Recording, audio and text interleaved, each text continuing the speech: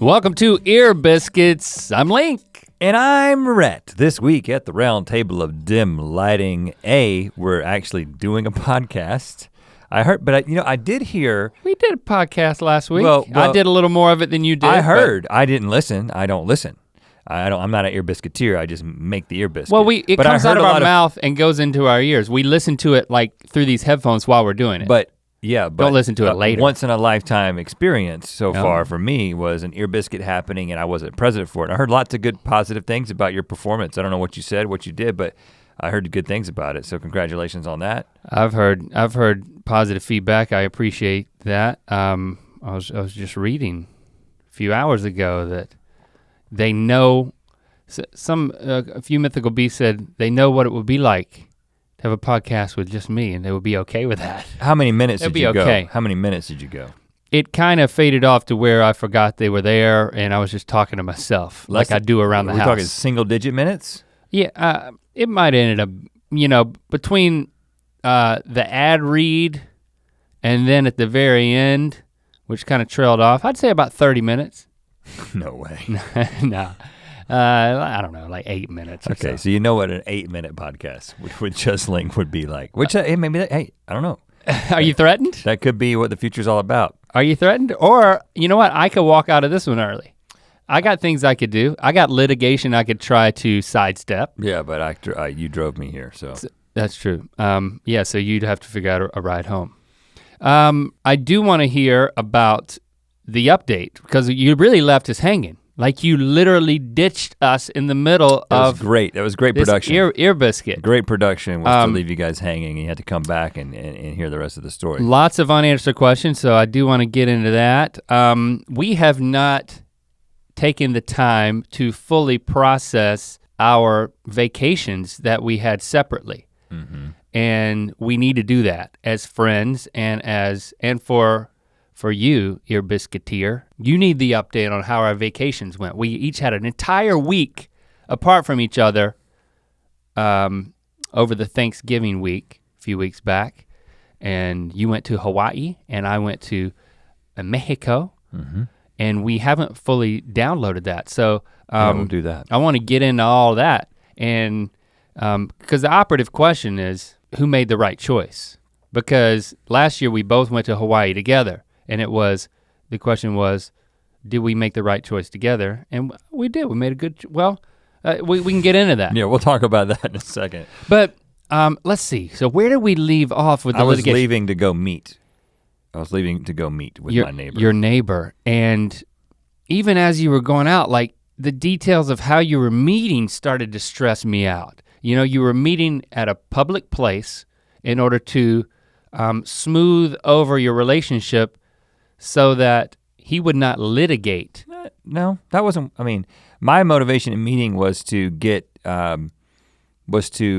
establish a neighborly relationship, which, But he also threatened to sue you. His lawyer. The net effect of that, he didn't threaten to sue me. They said they would do everything possible, There was no, it was a little bit of a threatening letter. When the lawyer gets involved, yes, it's threatening. Yeah, lawyers just don't send letters in order to just, to just talk to somebody. So let me tell you what happened. Like if they're lonely or something. I originally was going to meet my wife there and meet him there. And that was complicating. But as I got close to where we were gonna be meeting, which is relatively near my house, I was like, I have like 8 minutes to get to my house and get back to this place. And so I called Jesse and I was like, hey, I'm coming all the way to the house. I'm gonna pick you up and let's just go so we can get there together because it's one less variable. Did you take Shepherd? Because that was, okay, and you decided not to take a child. And that wasn't a decision that I made. It was that someone was already watching Shepherd.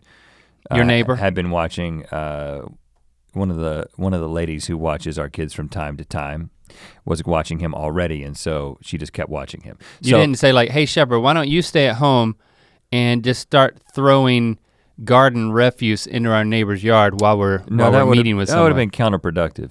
So I picked Jesse up and we get there. And this was my first concern. This is where we left off. It's like, when you get there. None of your concerns came to fruition, because when I got there, I was getting out of the car and he and his wife and his kids, who are like high school aged, were all getting out of the car. That's my worst fear for you, was that you were gonna have a pre-meeting, because I said you don't want to meet in line. But see, I think the thing that you don't understand, you want to sit down and get to business. Once a person has made the decision to have a quote unquote friendly meeting with you, because the pretense here is that we're gonna meet at a coffee shop. This is not confrontational. This is a scheduled thing. That you weren't meeting at a dojo. Right, and so as soon as I saw him get out of it, actually, I met his kids first and was like, hello, introduced myself, and then Jesse meets the wife, and then he gets out of the car, and it was right from the beginning, it was all smiles. Everybody was Which is weird. Well, I know, but see, I think that's part of the dynamic. I think the dynamic is there was a heated exchange that escalated very quickly, and now that we've all had time to think about it and there's been a meeting that has been requested, I think everyone has emotionally prepared for this moment. Well, yeah, maybe I can understand that. It's not as much drama as you want there to be, is the bottom line. You want there to be drama for the sake of entertainment. I'm telling you that there was no drama. It was just like, well, hello. hold on. To me, this is dramatic. The fact that there was that the first thing that happened was it was like two old friends meeting.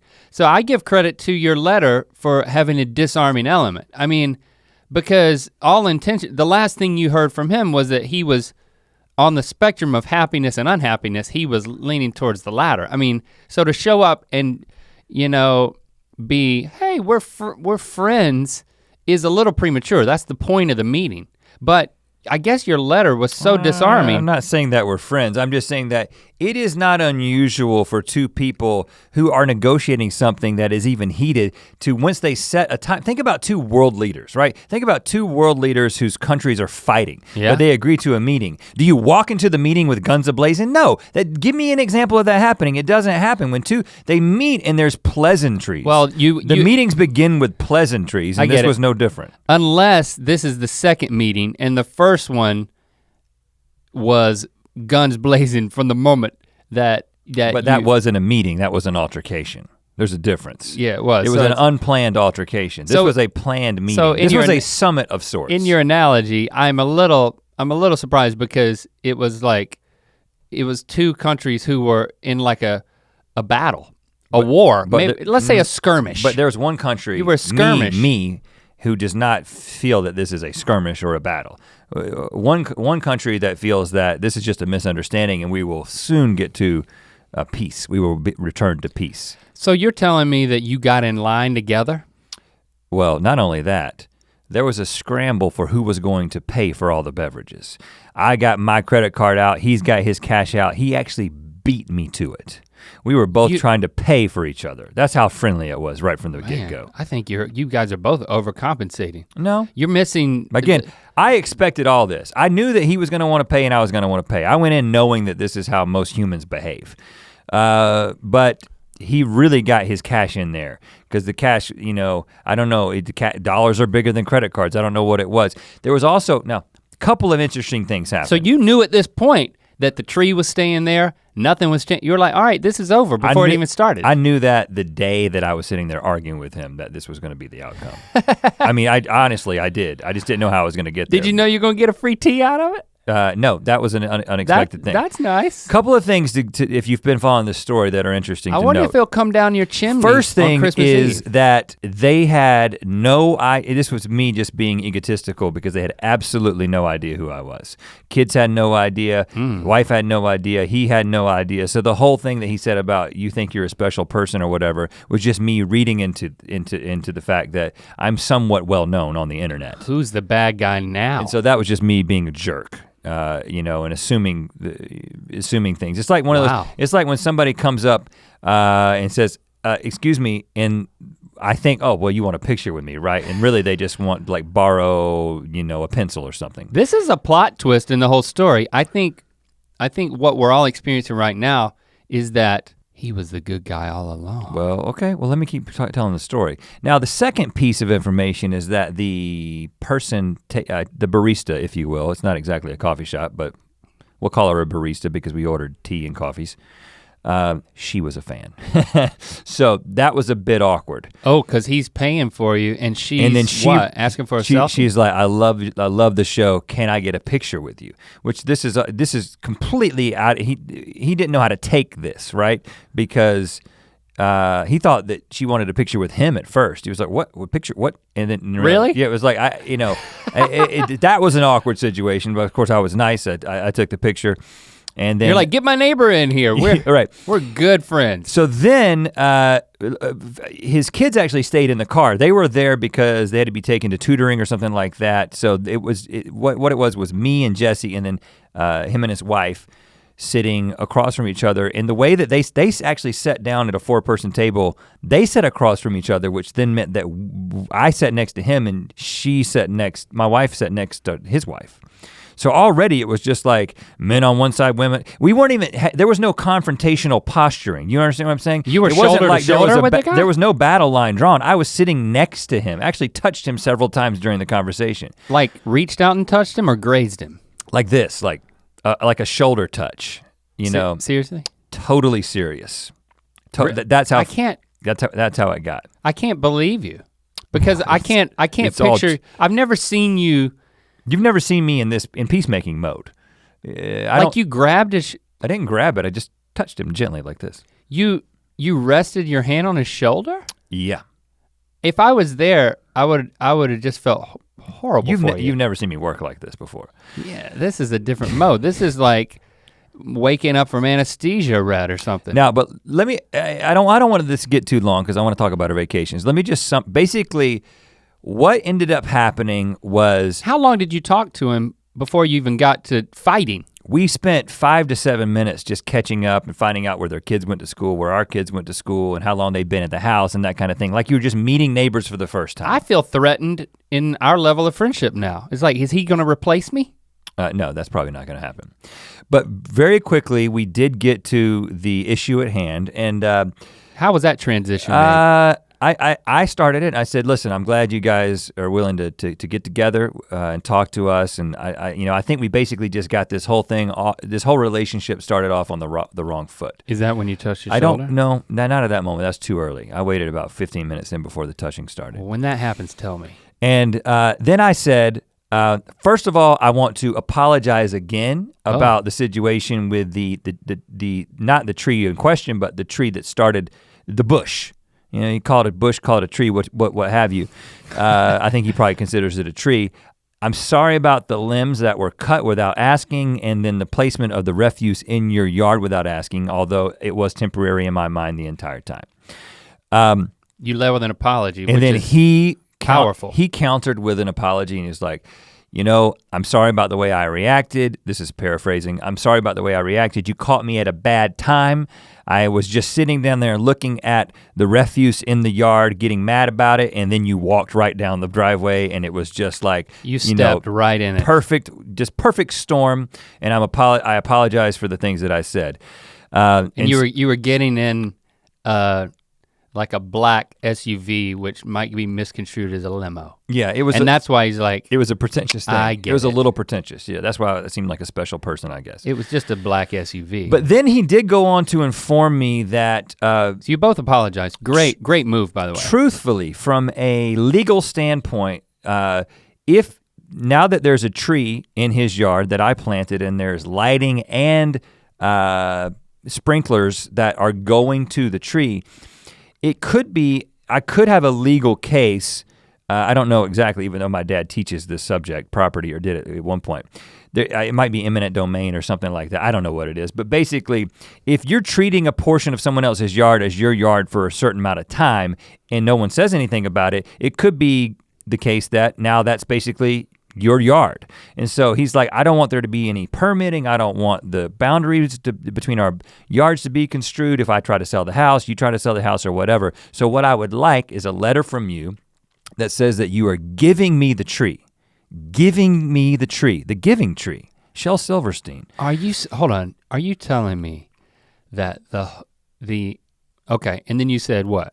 I said I would gladly give you the tree. You are going to give him the tree that this whole fight is over? The whole thing that was like, this tree is the center of the entire conflict is now a gift to him? Yeah, Link, you don't understand how well this is ended. This is so poetic. He now owns the tree. It is a gift, it is a peace offering to him, but it's exactly in the same place because it's a freaking tree.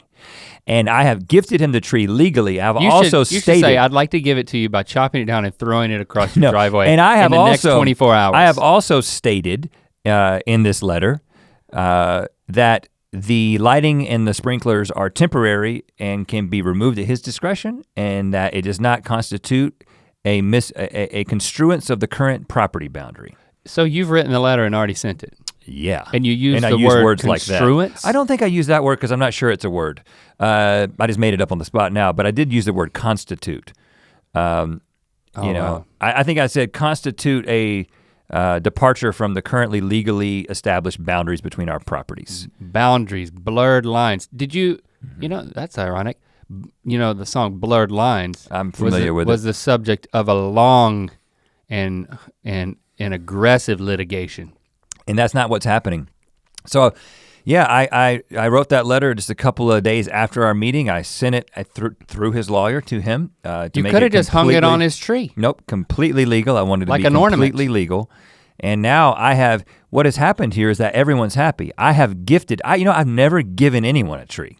This is the first time, maybe the last time. I've given you some You've trees. given me like a whole herd of trees. And you know what it in feels Northern like. California. Yeah, a redwood patch. Yeah, and now the idea that he feels like 1/100th as good as I felt when you gave me these trees just warms my heart. And I think that we're well on our way to having a great relationship. We should bring him in here. It's, okay, well, I'll talk to him about that. That's a possibility. Send him another letter through his lawyer. It's called a summons. Well, now we've got summons him to the podcast. Now we've got each other's numbers. We've talked about how we're gonna look out for each other's properties when we're out of town. I feel like this has gotten into a great place. And wow. And I told you from the beginning, as soon as this happened, and I knew that it was this misunderstanding, I just couldn't live with the fact that I was in this kind of dispute. It makes me uncomfortable. And I wanted two things to happen.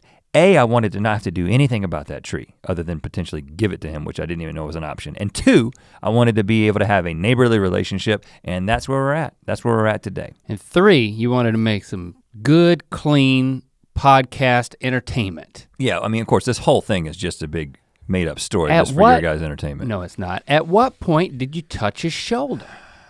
When he said, "I'm sorry for what I said," I was like, hey, man, I get it.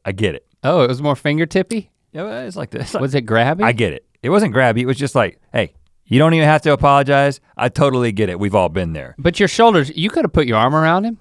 I was a lot closer to him than I am to you. We were really I may have actually had some incidental contact throughout the entire meeting.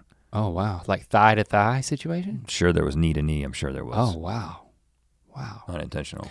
Okay, so what have we learned here? We've learned that lead with an apology, follow up with a shoulder grab, and when in doubt, touch thighs.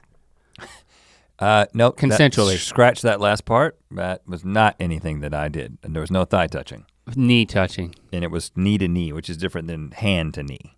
Right. Very different. Well, I'm really, really happy that it turned out this way. I in no way was hoping that you'd get punched in the face. That was never gonna happen. That could have happened that day. That could have happened that day if I had escalated, but you know me, I don't escalate. Yeah, you should have let me out of that SUV. I don't escalate. I was about to burst out of it. I pacify. Like a banshee. Yeah, so wow. All is good. What a fizzle. You wanted it to continue. Well, I don't know. Let's bring him on here. I bet you I can rile him up again. He's really into wine, and I'm gonna get him some of that for Christmas. So wow. Yeah, I'm just being neighborly, man. Just trying to set an example. Wine in the left hand, a handful of his shoulder in the right. I'll touch his shoulder when I give him the wine. Wow.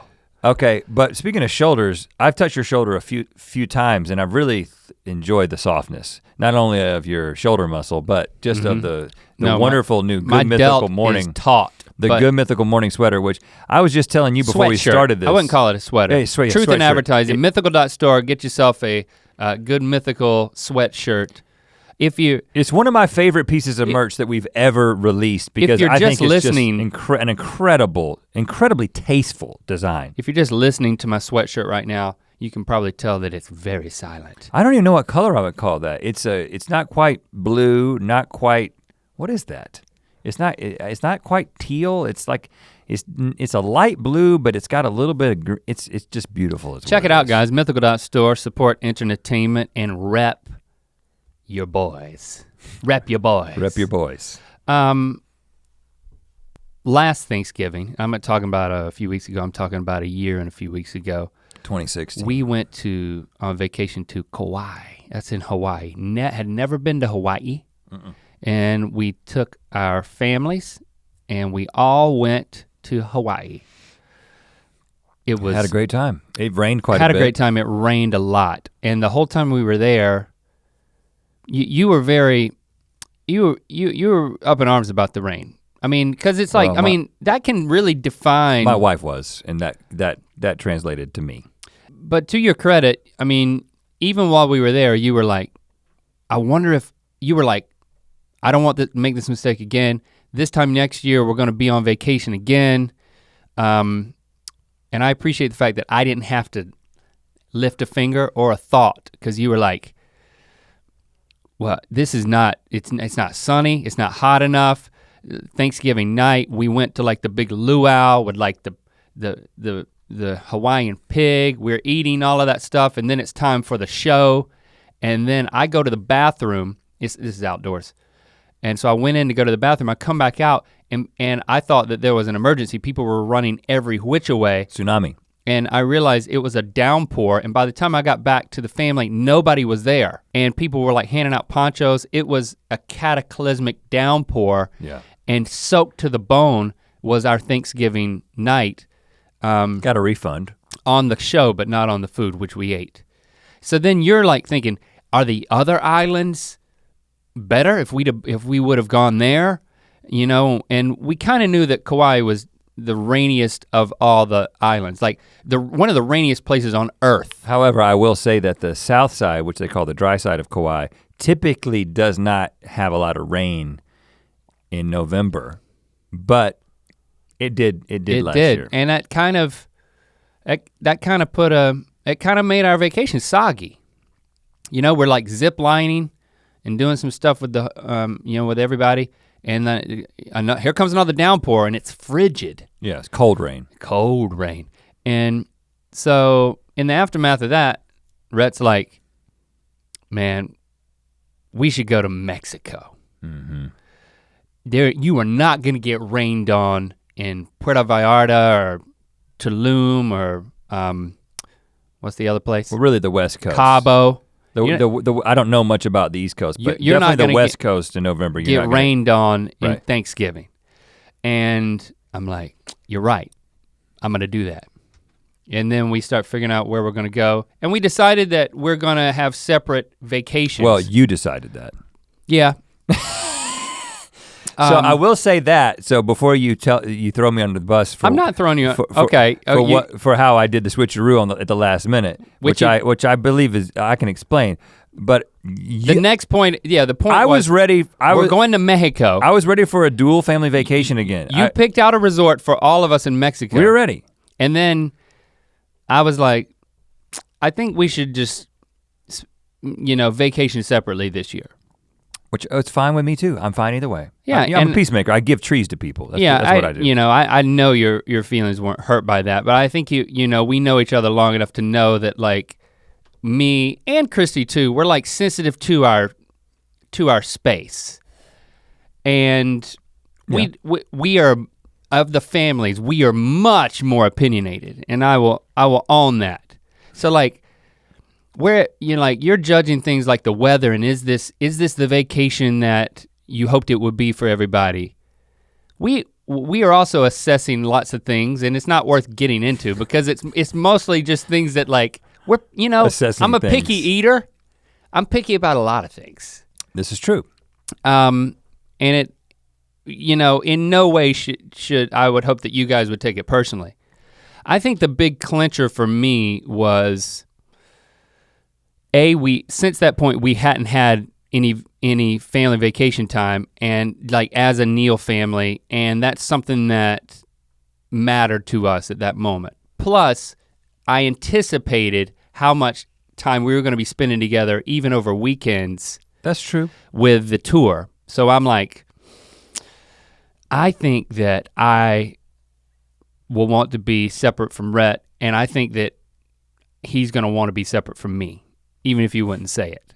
And you may not have thought that, but I think it a little, like weekends apart is a healthy thing. Like if we had to spend Saturday and Sunday every weekend I completely together, agree with that. I was and that's fine what the with it. tour did. So I broached the subject to you, and I'm like, and I know that you picked a place in Mexico that we were all gonna go. So I'm like, you know what? I don't want to take the first pick. We'll pick a second resort. We'll both go to Mexico, and this is where it got a little weird. I don't know if this is what went into your choice to go to Hawaii, but it was like, we'll both be in Mexico, but we'll be in separate resorts. Well, but before that, I think what really set this off was the place that I had chosen. When I looked at the resort, when I was making the decision over the summer, I was like, oh, this isn't bad. This is a pretty affordable place. Yeah. But then once we got around to actually booking for Thanksgiving, the price had literally tripled. The price per night had tripled. And we get 2 rooms per family. Right. And so it'll put a hurting on you. It was just suddenly the place that I wanted to go. I could not justify to how much we paid for Hawaii. Yeah, I could not justify spending that much money. And so at that point we started looking at other options. In Mexico. And then, but those options were still pretty expensive. Yeah. So my whole thing was not only did I want sun, but I was like, but Mexico's a shorter flight. It's gonna be overall less expensive. And then we started looking at these different places, and you ended up deciding, well, both of the places we were looking at were all inclusive. And Jesse and I have had not so great experiences with all inclusive. Now I'm less picky than she is, and so I'm like, okay, maybe the food gets old after a little bit, but I'm fine with that. But the service may not be as good, and we had that same experience. But because I make the decisions about this kind of thing, usually just because I'm really interested in doing that and like deciding on the places, I thought it's gonna come back on me if we go down to this all-inclusive place and she doesn't like it. So I was like, well, let me look into Hawaii and let me see if there's a place in Hawaii that's supposed to not rain. And that's where I landed on the west side of the Big Island, which is the driest part of all Hawaii. It's only supposed to rain like 2 days in November on average. And then I found that the price was essentially the same as if we were gonna go to Mexico. So I was like, let's go back to Hawaii since we're going by ourselves anyway. Let's do that. That's how we ended up going to separate places. And I think, you know, we've talked a little bit about it, and I think the main thing that I didn't have access to was a active volcano. Because I know that you had the opportunity to go to an active volcano, and I wanna hear about that. I think the thing, I had a great time in Mexico. We did some Puerto Vallarta, we did some, did a zip lining day with the kids. Christy does not dig on zip lining. Did she go zip lining? She did not go. Her and Lando stayed behind because it was too small. They would not let him do it. So I took Lily and Lincoln and they loved it, and we had a great time at this one place. Now, I've actually done a lot of zip lining because we did zip lining in Hawaii, and except for the rain, that was amazing. And that was with we did kayaking, hiking, zip lining. All in one day. All in one trip. This was just a zip lining thing.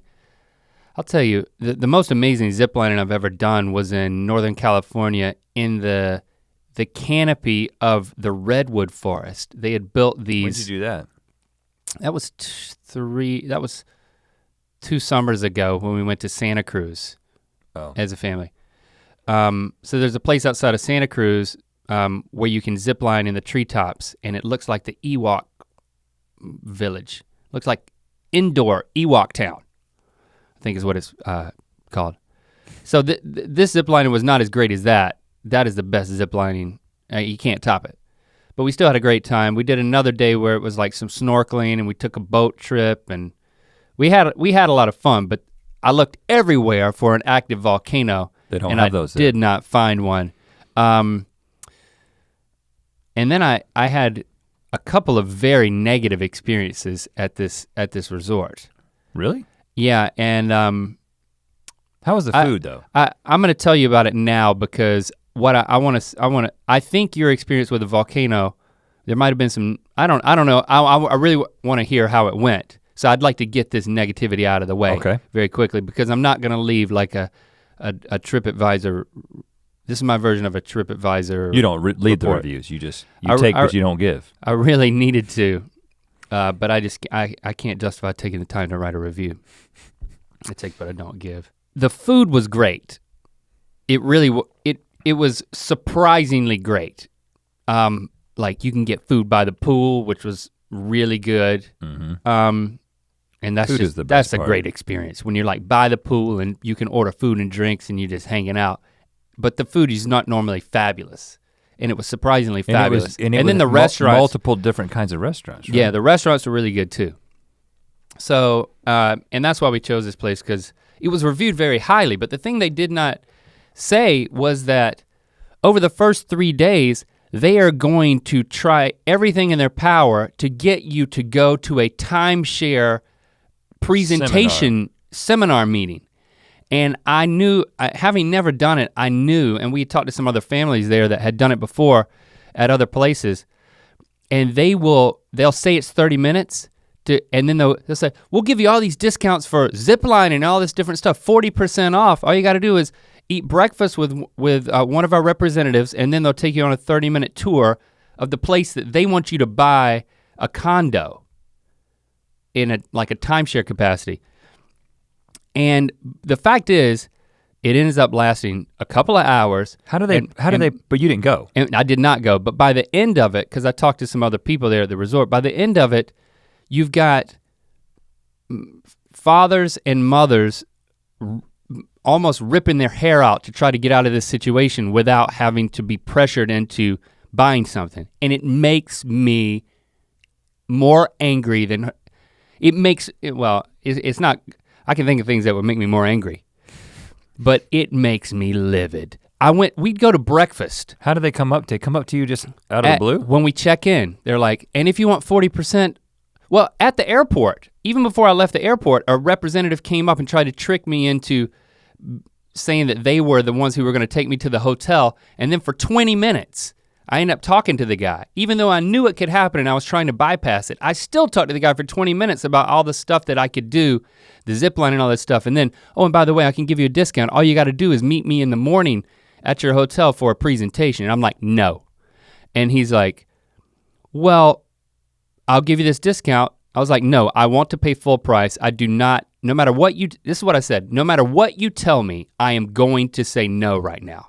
That's literally what, and then he said, you know, I'm actually trying to go back to college. Yeah, that's in the manual. And I need you to. He just flipped to the next page of his script when you said that. Oh, I've got to know and his eyes started to water a little bit. Of course. And then my face turned red and my eyes started to water a little bit. And Lando's like grabbing at my arm and like, Daddy, can we go? And I'm like, I'm only going to say no to you. This is why, and listen. And then I get to the freaking reception and they did the same thing. This is why I hate multi-level marketing for the same reason, because it's sales under false pretense. It's this, I'm trying to be your friend, or multi-level marketing is probably even worse because it takes advantage of a friendship then turns it into a transactional relationship, which is just a horrible thing to do. It's distasteful. And I know a lot of people are in difficult positions and they feel like they have to do it, but I just feel like there's a better way. But it's the same thing. It's a similar dynamic when it's just like, I'm already paid. I've paid for this vacation. I'm here to enjoy it. I'm not here to be marketed to. It was, yeah. And it was a resort that then next door was like a sister resort with more of the restaurants that we had access to. And when we walk, you have to walk on the beach to go around to get to it. And when I go on the beach for the first time, a guy comes up on the beach and strikes up conversation. Hello, welcome to the resort. Can I interest you? And I'm like, no, I do not want to meet you. And then after that, I think they finally caught wind of my scent, and it was stinky to them. They stayed away. But I would go to breakfast. They wrote you off. They were setting appointments for the rest of the week with people, and when I would go to breakfast with my family, they would, at every other table, it would be a family and a representative with a name tag on, like wining and dining them for the same breakfast I had. And I just felt so sorry for those people. They didn't even know they should be angry. I didn't get it. Like there was an old couple that enjoyed the attention of some super bubbly salesperson. And maybe there are people who don't mind it and do appreciate the attention and actually are interested in it. And I could have murdered somebody. But it's obviously a business that works because it exists. And I can't believe that the TripAdvisor reviews of this place didn't mention that. Via la estancia. Screw you guys and your marketing. You almost ruined my freaking vacation. And you know what? You don't feel strongly about it. After they laid off, it was great. It was great. The food was great. The people that we interacted with out there were great. But boy, I'm getting a little hot under the collar. Yeah, cheer me up with some volcano talk. Well, this is actually, I'll commiserate a little bit with you. I definitely was not, nobody tried to sell me on a timeshare. But the conclusion I've come to after going to Hawaii twice is that, and again, I know I live in Los Angeles. I have access to like the best foods, you know, some of the best food in the world, really. I mean, LA just has so many options. I've become a food snob is what I've become. And you remember how Hawaii was. It was like we went to these nice restaurants and they were like Hawaiian restaurants, which meant like fresh seafood and some. The third or fourth night of that gets a little old. And the Big Island is a lot like Kauai in that there's not, I mean, the whole west side of the island is just like raw volcanic rock. I mean, there's just some places that it's just like a black landscape. Wow. For as far as the eye can see. Most of it has gotten some, you know, it's like, I don't know how many years ago this lava flow was, but less than 100. And it's like black, but then there's some grasses like growing in it. But it's just like the newest earth I've ever been on. Super barren. And just this, the West Coast is just this long slope with nothing on it at all. And then there's these resorts along the coast. And so like you go eat at like another resort and then there'll be like a little like shopping area that'll have some restaurants. But I could have used more variety in the food. That was the one thing that I've kind of like noted twice now about Hawaii. I think if you go to Oahu or Maui, there's more food options if you're into that kind of thing. But we did make the decision because of the lack of rain, which incidentally it did not rain once at the resort. But we did travel to the east side of the island where it's very rainy, and it did. But of course, the other big thing that we were excited about was seeing an active volcano. And so I was super, super excited about this. I had a certain day set out, planned to do this. I think we were gonna do it on Wednesday, which is right in the middle of the vacation, but on Tuesday while snorkeling in the little cove area next to the resort, which incidentally was amazing. We saw like multiple sea turtles. Wow. Like you'd go out and there'd be like 5 sea turtles amongst all this other fish and stuff too. Like could you reach out and touch their shoulder like a neighbor? You were not supposed to get within 10 feet of them. So let's just say, hypothetically, I may have gotten closer than 10 feet and I may have just for a moment pet the back of one of them. Whoa. But that's just hypothetical. I didn't actually do that. I stayed 10 feet away like they say you should. But it was absolutely phenomenal. And but then Locke and Shepard and I are pretty far out. That Turtle's lawyer's gonna send you a letter. And then Locke says, "Dad, I gotta cut up my leg. You think I should go back in?" And I was like, "Yeah, you probably should." You know, but I wasn't trying to instill panic. I was just like, yeah, just because you're cut. He was thinking because sharks, and I didn't even realize that. That's immediately what I just thought. Blood in the water, man. And so he's like, turns out what happened is he started freaking out, and then he's swimming back in, and his mask comes off, and then now he can't see into the water, and so he just holds his mask and he's swimming like crazy, and he swims right into a rock. Oh. And he cuts his knee. You wouldn't even call it a cut. It was like taking a chunk, like a divot out of his knee. Oh. I didn't know about this. I continued to snorkel with Shepard. We saw some more turtles. We came back in, and then I'm like, where's Locke? And I see the EMT, like the beach doctor, has got him sitting down over there, and he's like cleaning this wound. And I go over there, and I'm like, what happened? Locke tells me the story that I just told you. And then he's like, Locke's like, I was like, do you think he needs stitches? Because I was thinking like, oh man, we gotta go to like a hospital. This is such a vacation downer. And the guy's like, oh no, I cleaned it up and just put this wrap on it. You know what'll fix it? What? A timeshare. Yeah. You know, just spend a couple minutes with the representative inside and that thing will heal right up. Well, but what this did is, first of all, this guy should have told us to get stitches because it still hasn't completely healed. In fact, since then, I've been like treating this wound, and there was like, because it like took a chunk of the flesh out, but then left like this cover of flesh on top of this hole. Oh, God. It was a full 2 weeks later that Locke calls me when we're on tour, and he's like, Dad, that piece of skin that was kind of sitting on top of my wound, I cut it with scissors, is that cool? And I'm like, you should usually ask before you do something. Yeah. And I'm like, well, how's it feel? He was like, it's better. So I was like, okay, whatever. But so it is kind of healing up now, but we should have definitely gotten stitches. But what the net effect of this is that he couldn't really bend his knee that great. He couldn't get in the water the rest of the time. Oh no. In the very next day, we had planned to go to the volcanoes, and like he didn't need to be bending his knee that much. So we pushed the volcano trip to the very last day, which had a high wind forecast. So it takes like 2 hours to drive from the resort to Hawaii Volcanoes National Park, is what they call it. And there is basically an active volcano that looks more like a giant crater. It's like a huge crater that you're like standing on the outside of. It's a cone, like it goes up, right? No cone.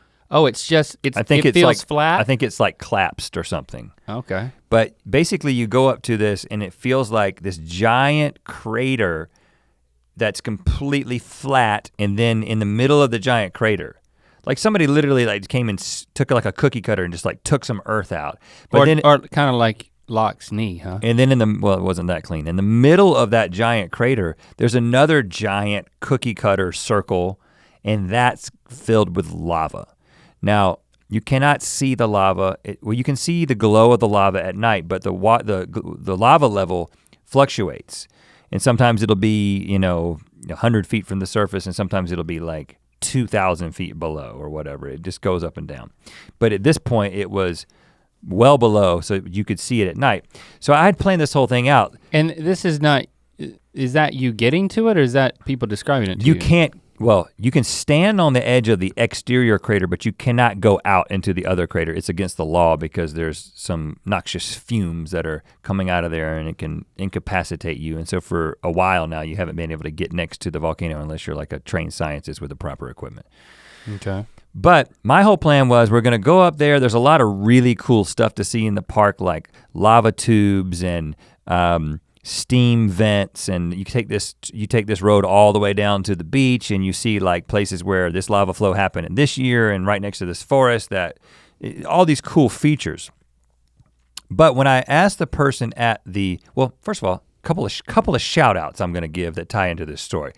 First thing, we get to the entrance, the gate, and there's a girl working there in a national park ranger outfit, and I like hand her my $25 to get into the park, and she's like, Rhett?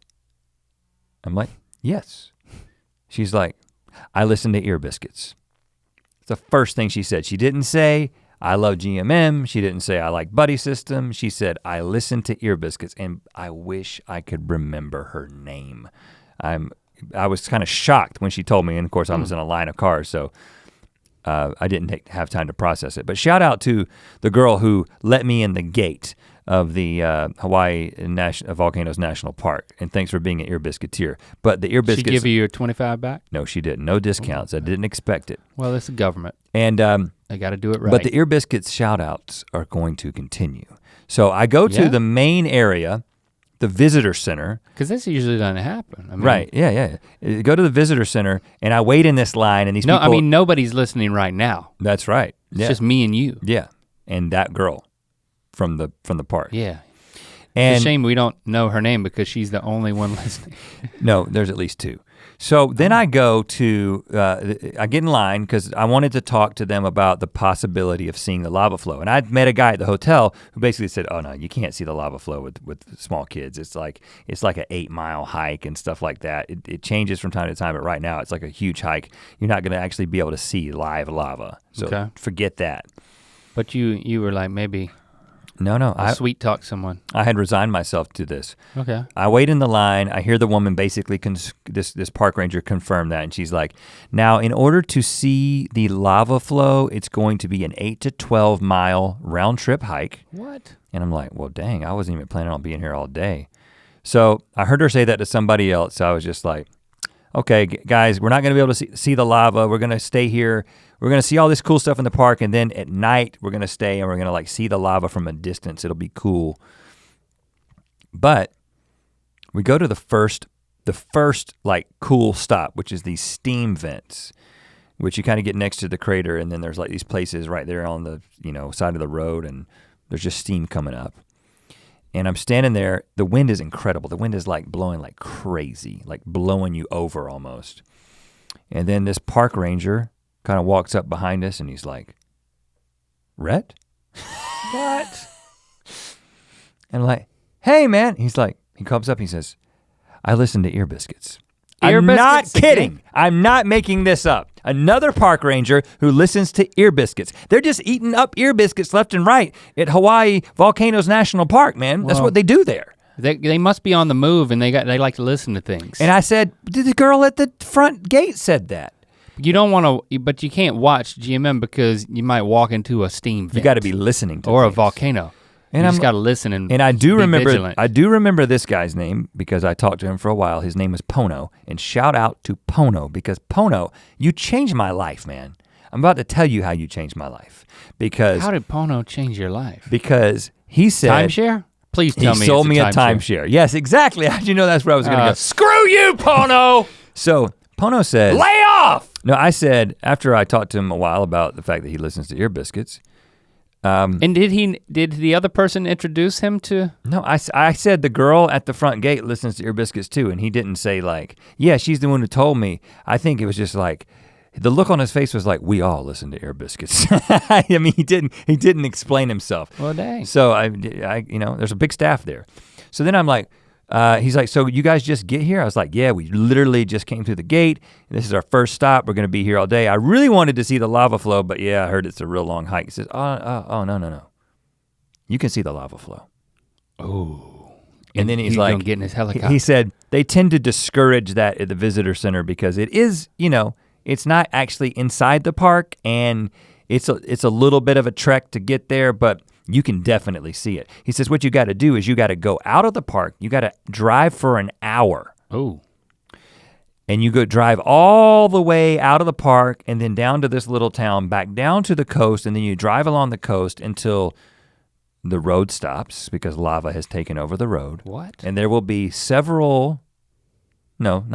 dozens of companies who will rent you a bike, and then you guys can bike 4 miles on this road, and then you can walk to the lava.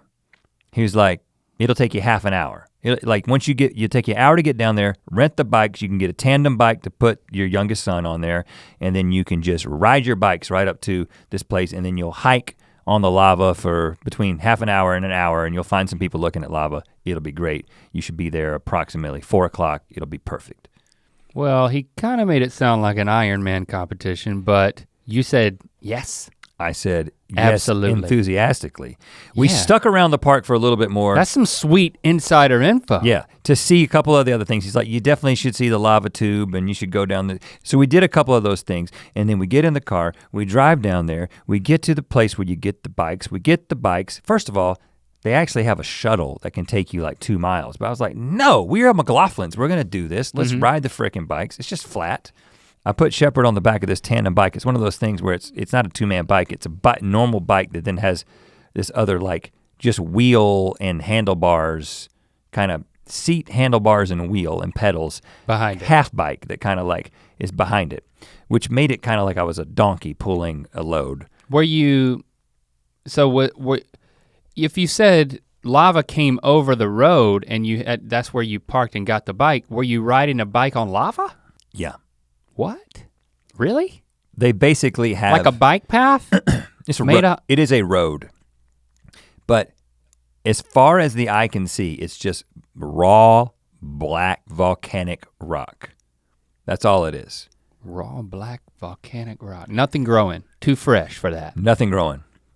And how hot was it when you get in the bike? Was there any heat? No, it's been, I mean, the portions. They built a whole bike area. Well, yeah, but that's right where the road ends because that's like a lava flow from years and years ago, right? So basically, what we do is we take our bikes. It actually wasn't that easy, but it took half an hour to get to the like 4 mile mark, going pretty fast. And they basically have created like this gravel road on top of the volcanic rock. So they probably got some bulldozers out there and just kind of like crushed it down. And then we get to this place where everybody was getting off their bikes and just starting to just walk. And they're like, just walk towards the steam. Walk towards the steam. So the road ended. You could not have ridden the bike. No, I could have, but they were like, sometimes people get off at this mile marker, sometimes people get off at this mile marker. You should just go to the like the third one, I think, and then and that's where most people are getting to the lava flow faster today. Like they tell you that at the bike thing. Okay. So I guess I only went 3 miles.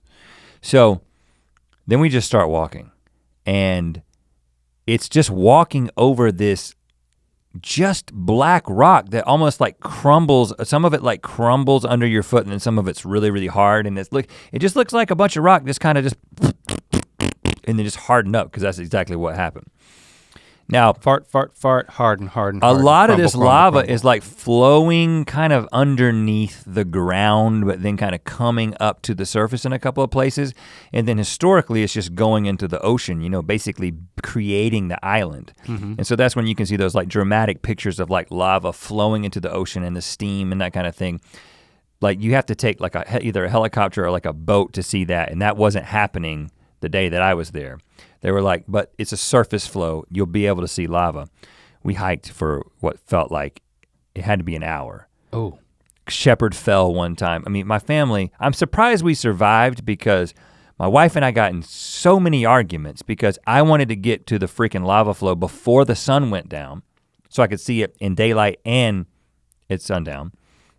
And she's like just stopping and taking pictures, like literally, like she walks like 4 steps and then takes another picture.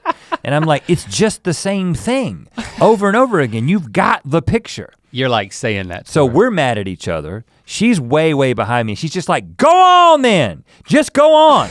And I'm like, well, get lost. We can't, there's no path. There's no path. There's no way to, there's no points of reference. You'll die out here. Are there other people that are hearing this argument? Yeah. And they're coming up, they're like, Rhett? No. I listened to your arguments. No one would have come up to our family in the state that we were in about half a mile into this thing.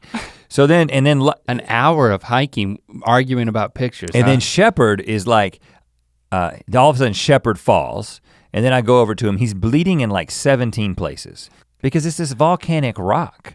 And he's bleeding from his knee, he's bleeding from his elbows, he's bleeding from his hand, and he's not crying, he's skinned himself up and he's just like, well, what are you gonna do? And they had given me this first aid kit, the bike people, because I guess they knew this was gonna happen. Oh. And so I like start putting Band-Aids on him and stuff. They gave you a wad of Band-Aids? And then they gave me like a first aid kit in my little pack. And so then that's got to take we keep walking, I keep stopping and letting Jesse take pictures. eventually we see this like group of people when gathered. you get off your bike, make sure you fall, make sure you use the tourniquet. Here's the tourniquet and here's the IV. It wasn't that serious, but it could have been very serious. We get up to this group of people and they're all looking down. I'm like, those people look like they're looking at lava. Mm-hmm. You could see it on their posture. And as we began to walk towards them, as they came into view, I started noticing there was this immense heat emitting from the rock that we were on. And then we got a little bit closer and I touched the rock that I'm walking on and it was hot, like a hot pan, like couldn't keep my hand on it. Oh, like a grill? Yeah. And then I start noticing in the cracks in the earth beneath me, he was glowing like the pits of hell. Like in the you crack? see, how like, big of a crack? Just like, just small little cracks, like little crack like that, and you look down into it and you see just like red hot glow. What? And then another, dozen yards or so, and we arrive at the place, and it's just this, there it is. Like there was this, I think I Instagram storied this. I know that's not relevant now because the Instagram story's gone. But basically, you've seen videos like this before, but it was essentially just these big globs of lava kind of really, really, really moving very, very slowly. Like people were getting up like 2 feet from it and taking a picture, and it would like be moving like this. It wasn't like about to overtake anybody. It's the kind of thing that you could easily get out of the way of it if you're not a tree or a house. Were you tempted to touch it? No, but I was tempted to throw things at it, and so was Shepard, and Shepard was like, can I throw a rock at it? Can I throw a rock at it? And what did you say? And then somebody else threw a rock at it, and it was amazing what happened because they threw a rock at the molten rock, and it just bounced off the molten rock because it's so dense. It didn't just like go into it like, it just like bounced off of it because it's still rock. But if you would have placed the rock, like if the rock settled on the red hot lava, would it have gone down into it like the ring in Mordor?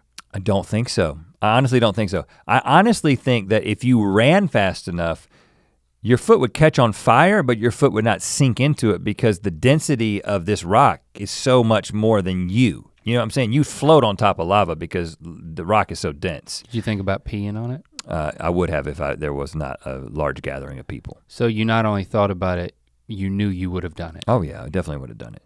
But what we did do is we went to one of those molten hot cracks and we poured water into it. If you peed on it, the heat from the lava would travel up the stream and burn your wiener. That's not true. That's not how science works. I will say one thing though, if I had done that. It would make it hot a little bit. Peeing on the lava would be like some violation of some sacred Hawaiian understandings of lava. Well, that's a bigger point. So I think that would be it would be like peeing on the Hawaiian people and their traditions. So I did not want to, even though I thought about it, I actually did not consider it. But what I ended up doing was— I was gonna say, I think you can pee on things in a loving way, but I'm not gonna say that, and we're not gonna explore that. But we took some rad pictures, and we went to another one. It got dark, and it was just like the only thing that was glowing was the lava. Were you afraid? I mean, there's a pattern here of your boys injuring themselves. Were you afraid that they were gonna fall in this lava?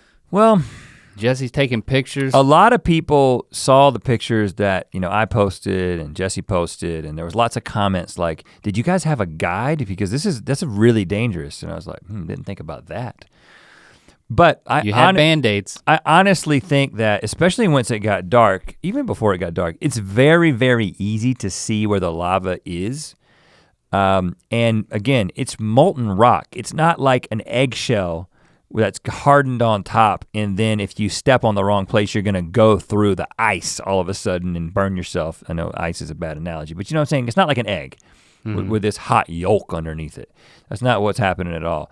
So I don't know anything about what I'm saying right now. I'm just using intuition, but I don't think that it's super, super dangerous because I don't think they would let like dozens of just randos, random tourists go out there and just start walking around with their kids. Mm-hmm. No one seemed alarmed when we were all taking pictures really close to it. Well, the park person didn't want to tell you about it. But the person who was selling you a bike ride did. Yeah. So what do they have to gain? But then we had to we had to go back. And this is when this is when the family. Yeah, you can't stay in hell forever. The family almost fell completely apart on the way back to the bikes because now we're hiking in the dark. And so what I said from the beginning is I said, okay guys, here's the plan. Daddy is gonna take the lead. Daddy's gonna go first, followed by Locke, then Shepherd, then Mom. And we're all gonna be in a single file line, and I'm going to be finding the best possible path over this rock because it's crazy and we can't see. Locke and- It's in the dark, I mean. Locke and Jesse had headlamps because they gave us 2 headlamps. Oh, that's good. Shepherd had this little light that he bought at the gift shop, and then I had my phone. Oh, what? That's how we're lighting our way. They gave you 2 headlamps and there were 4 of you? Yeah, they did not fully equip us. But I look back and they had already gotten your money, man. Locke and Jesse are holding the headlamps in their hands. And I'm like, guys, put them on. And they're like, we don't want to put them on. And then it began to dawn on me just how individualistic my entire family is and how everyone wants to do things their own way. And there's no way they're gonna be in a single file line. I can't tell you how many times I look back and my little single file line has completely disintegrated. They're all over the place. Everybody's choosing their own path and everyone's arguing. And then Jesse's like, you're going too fast. And I'm like, I'm literally going so slow. You cannot believe how slow I'm going. And so I'm going so slow that now Shepherd and Locke are passing me. And I'm like, you guys are missing the freaking point. Oh, you know what would have made it better? If I had brought my family there. Oh gosh. You see, I mean, I'm just saying, I mean, I'm glad to hear this part of the story because I'd really love to see that lava, but we would not have contributed positively to that experience. There would have been a very similar dynamic. And it doesn't sound like something I needed to be there for. But then we have finally eventually made it back. There was a couple of families who, in fact, there was, I'm sitting there, I'm having one of my daddy talks and I'm like, guys, you have got to listen to me. I am picking the good path. And there's another family coming up and the dad, so he's in front and he's like, there are no good paths. He like called me out in front of my family. And then the rest of the time I'm like, stay with me. And Locke's like, there are no good paths. He's just he's quoting this random dad. And the guy just totally threw me under the bus. Vote of confidence. We eventually make it back to the bikes. We make it back. He was miserable too, wasn't he? He seemed happy actually. His family seemed like they were following him. Everyone seemed happy and compliant. No one was going slow. No one was falling. He seemed like he had his family completely under control, unlike me. Who's the problem? And so we make it back to where we drop the bikes off and there is a place to get coffee. Get some coffee at this place and the girl selling coffee says, I listen to Ear Biscuits. No, she didn't say that, but she did say, my sister is a big fan. I was like, of Ear Biscuits? And no, I didn't say that. She was a GMM fan. And then there was a place called the hot dog lady? They called her the hot dog lady. And this lady should have been lava dogs or something. This lady had this food cart down there that had like 17 different types of hot dogs. That made it all better? Boar and elk and venison and all kinds of things. It was like GMM basically. It was like our meat man somehow has made his way down there and he's selling his weird meats. They cook it over lava? No, it's not that cool, but I had a hot dog and it tasted so good because I'd been arguing with my family. And then we got back into the car and had a debrief and everyone apologized. And we were a family once again. Mm-hmm. The family that hikes together, fights together. Yeah. is really exactly what happens. That's a good t-shirt. Yeah, that will work. The family that fights together, hikes, nope. The other way I said it. But shout out to Pono for giving me an experience of a lifetime and almost tearing my family apart. The last part's not your fault. I mean, it literally was one of the coolest experiences of my life, seeing the earth being formed. You can't even appreciate it. I guess I'll do it next year. You should. I'm gonna go to Mexico. Can you? But can you plan it for me? Sure. Yeah. All right. That can be arranged. No timeshares. All right. Yeah, I'll need to look at those pictures. You still got them? I think I deleted most of them. Okay, I'll have to imagine it. I was ashamed. It was a vivid thing. All right, guys. Next, we're gearing up for another vacation. It's called the holidays. Yeah. But it's going home to the fam. that's happened. I mean, well, that's not immediate, but that's happened at the end of the year. So gearing up for that, totally different experience than the resort life. But you can say that. I'm looking forward to a reunion with the loved ones, and yeah. Thanks for hanging with us and for taking the hike to the hotness, which is another piping hot ear biscuit in your ear hole. Don't burn your ears. Talk at you next week.